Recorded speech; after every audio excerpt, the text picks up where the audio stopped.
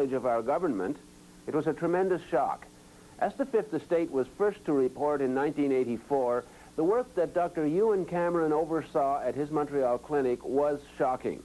Now the story of Cameron's experiments and the victims' struggle for justice have been made into a riveting movie to be broadcast on CBC television this Sunday and Monday nights. For the victims of the sleep room, the horror has never really ended.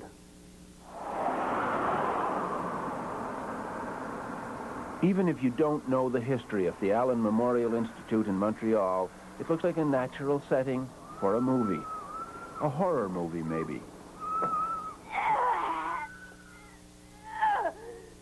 But then, the truth about what happened to hundreds of psychiatric patients there a long time ago is a horror story. Okay, so we're en route, guys. A piece of Leon. And now, it has become a movie. A dramatized account of a bleak chapter in the history of Canadian psychiatry, produced by a former Fifth Estate documentary maker, Bernard Zuckerman. Literally could not make change for $1. I've got it. The central character in the TV movie is a world-renowned psychiatrist at the Allen in the early 60s. His name was Dr. Ewan Cameron. Dr. Cameron. It's the classic story of good turning to evil in its most simplistic terms. I mean, Dr. Cameron started off as someone who was probably one of the most enlightened psychiatrists in the country. But then something happened. And whatever happened, suddenly here is this enlightened doctor, this noble doctor, who begins doing more and more and more bizarre experiments on his patients to the point where he is destroying the minds of hundreds of people. These are the days, and ours are the occasions. Inspired by the exuberant post-war optimism in technology, Cameron thought he'd achieved a major scientific breakthrough: how to repair a damaged human mind. The media rejoiced, even coined a phrase which would become a tragically silly oxymoron: beneficial brainwashing. Linda MacDonald was a young mother with 5 children under the age of 5 when she started feeling low. Her family doctor knew just the man to make her better. I was tired, I was depressed, my back was hurting, and so he said to the children's father, why don't you go to Montreal and visit this Dr. Ewan Cameron, this famous man who has all of these accolades, and have an assessment. So we went. My medical file even says that I took my guitar with me. And that was the end of my life. Within 3 weeks, Dr. Cameron decided to call me an acute schizophrenic and shipped me up to the sleep room. How long did they put you to sleep for? I was in a coma for 86 days. 86 days of unbroken sleep. Yeah. Total comatose state. The theory was simple: erase a disturbed mind and start all over again. One of Dr. Cameron's colleagues at the time was Dr. Peter Roper. The aim, I think, really was to wipe out the patterns of thought and behavior which were detrimental to the patient, which were sick, and replace them with healthy patterns of thought and behavior. I think this may have been stimulated by the effects of the American prisoners of war in Korea, how they seem to have been brainwashed. And action. The movie, called The Sleep Room, dramatizes one technique for brainwashing: extreme sessions of electroshock therapy, massive jolts of electricity 3 or 4 times a day for weeks. According to her hospital records, Linda MacDonald had 100 of these treatments.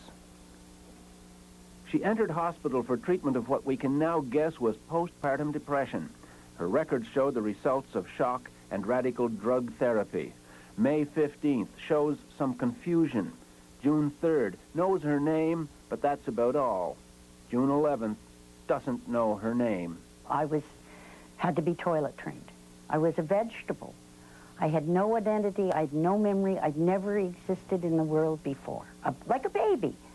Just like a baby that has to be toilet trained. She eventually went home, her depression gone, and her entire previous life gone with it. And this is one of the twins. That was in '62 before I went to the Allen. And this is the same one, I think. I just look at the pictures and I know who that is, who they are, but I don't remember them as my children at all.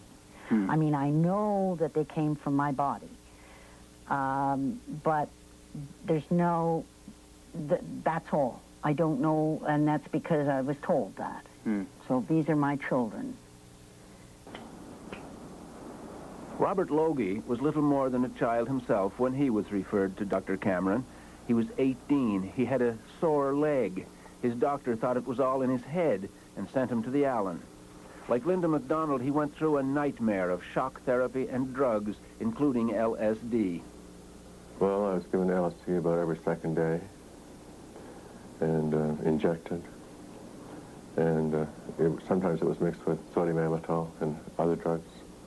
Idiot, part 1 on 1, take 2. Yep. Most of the drugs were experimental, but seemed suitable for brainwashing, or as Cameron preferred to call it, de-patterning. Then, during the long sleep, the patient would be forced to listen to subliminal messages that were supposed to print new, sometimes bizarre thoughts on his blank mind. I was aware of the speaker under my pillow. I was aware of the words. Which were? You killed your mother. You killed your mother. Yeah. Who was alive and well. Who was alive and well. And over and over again, this voice is well, like I say, it takes about 2 seconds to say that message. And this was going on for 23 days. And when I went home, after being there, and when I went home, my mother was there, and why was she there? And it didn't make any sense. So what was going on here? Dr. Ewan Cameron was at one point head of the World Psychiatric Association and is still admired by some of his former colleagues. Dr. Peter Roper. What is the possibility that we had a good, well-motivated man whose ego and ambition took charge of his professionalism and led him into some fairly dark places? Well, I would put that chance as pretty slight. I think it's more likely that if he'd been around to defend himself when this story came out, we'd have a totally different picture of it. What would he say? Put yourself in his shoes. What would he say? I think he'd say, look, I treated these patients to the best of my ability. I didn't get all of them well, but most of them I got better than they were. A travesty, I agree. But in the movie, Dr. Cameron will not come off so well. They're your patients. Most of these people were discharged as cured. It accurately shows that many of his patients, inaccurately diagnosed as schizophrenics, were permanently damaged by his methods. Eventually, even Cameron had doubts about his experiments. He left the Allen in 1964, died of a heart attack 3 years later. By then, the hospital had quietly abandoned the experiments. Destroy these people for nothing. You can't just walk away from this, Cameron. It'll come out and it'll ruin you. You can't walk away. Nobody knows for sure exactly how many people Dr. Cameron and his colleagues exposed to the program of chemical and electroshock treatment they called de-patterning and psychic driving, a process which some experts have since called barbaric. But many years would pass before there would be any public or official acknowledgement of what those damaged patients had been through. It would take a dramatic disclosure in the late 70s that the Allen Memorial had been part of a Cold War program of brainwashing experiments, paid for in part by the CIA. Hidden among its most sensitive files were CIA records documenting a project called MKULTRA. Between 1957 and 1961, a CIA front funneled about $62,000 U.S. for brainwashing research by Dr. Ewan Cameron.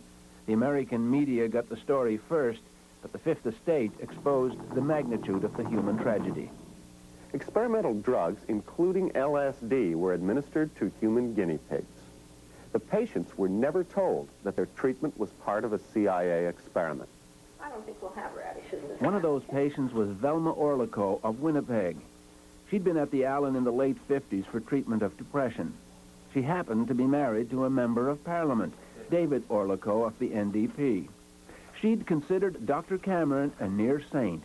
Now she was being told she'd been betrayed by him. It was an awful feeling to realize when I found this out that the man whom I had thought cared about what happened to me didn't give a damn. I was a fly, just a fly. First, she felt hurt. Then she got angry and decided to sue one of the most powerful institutions in the world, the CIA. As a matter of fact, when she said she wanted to sue the CIA, I said, "You're crazy. How can a hick from Winnipeg sue the CIA?"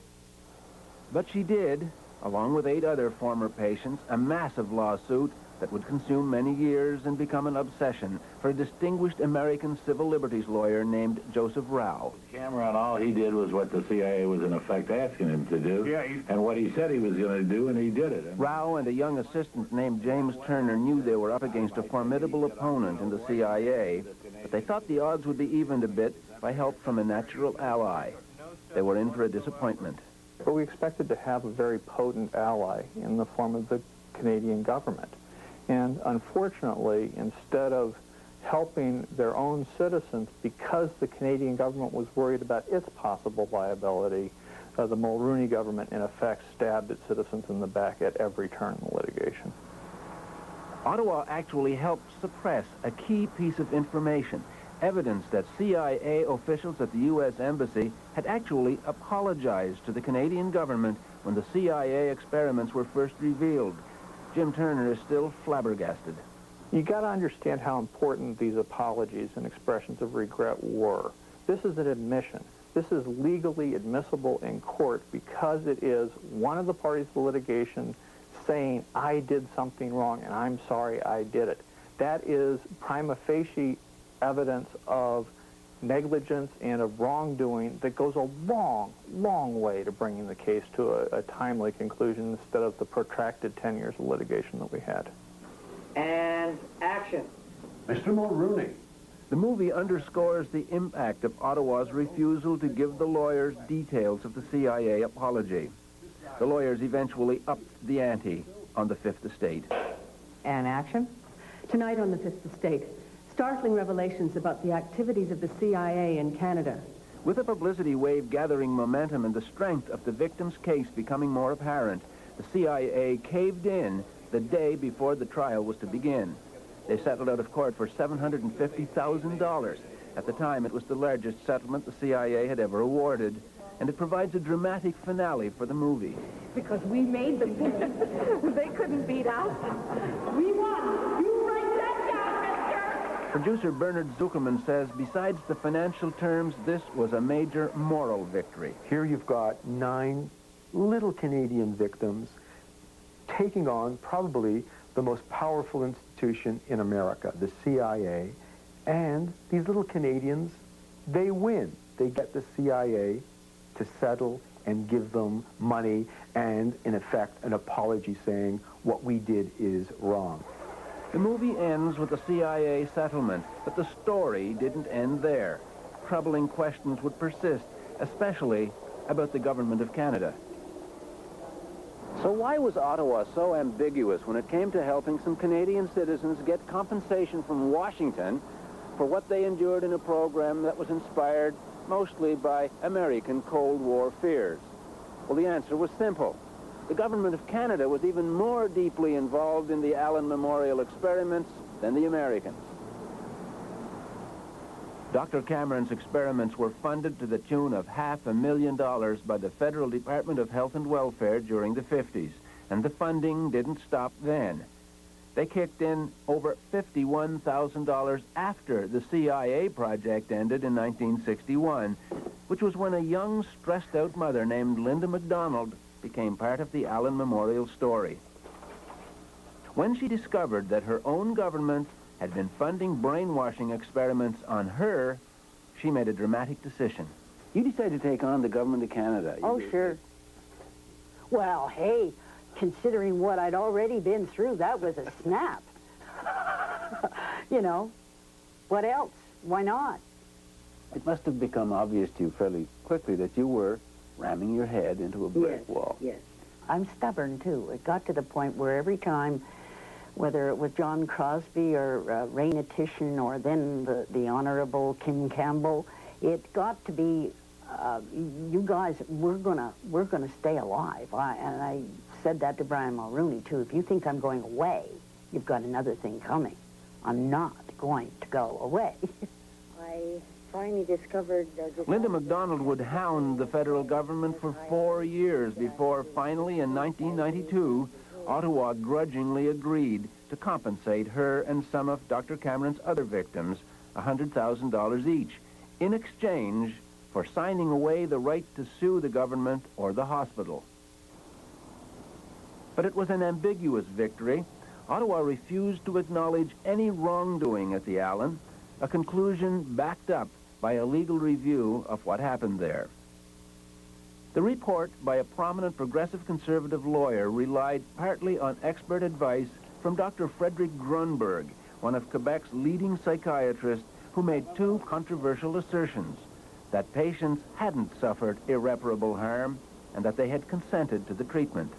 Well, what I meant is that the patients who were admitted at the Allen Memorial Institute were patients who went in voluntarily. So the sort of consent they gave is what was went on was a sort of general consent to the hospital. The sort of consent that was given for surgery or for any other procedure. Consent had nothing to do with it.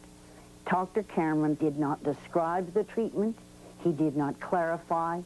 He did not give any way, shape, or form any kind of a hint of what was going to happen. That's not consent. And I don't even know whether he talked to me, because I'll never remember anyway.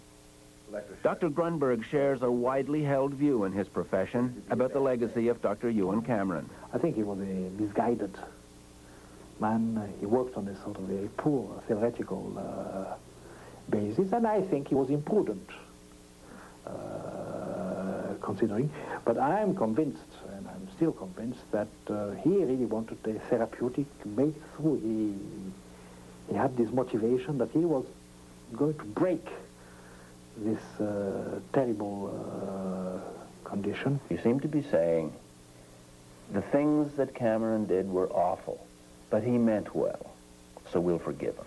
And the victims or the patients will have to live with the consequences. Sort of haunt a lifetime. Here we are. This feels strange. This spring, she returned to the Ottawa High School, where she graduated in 1957.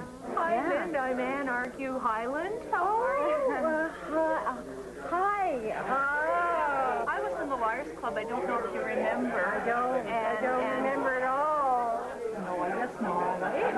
Oh, and all of these people, we knew all of these people. She has no memory of this place or those times, or even of who she was back then. Oh, there I am. Look at me. Did they call me Linda? Yeah. I am who I am today. My family tells me that I am very much like the Linda that they knew when I was growing up. Gregarious, always talking.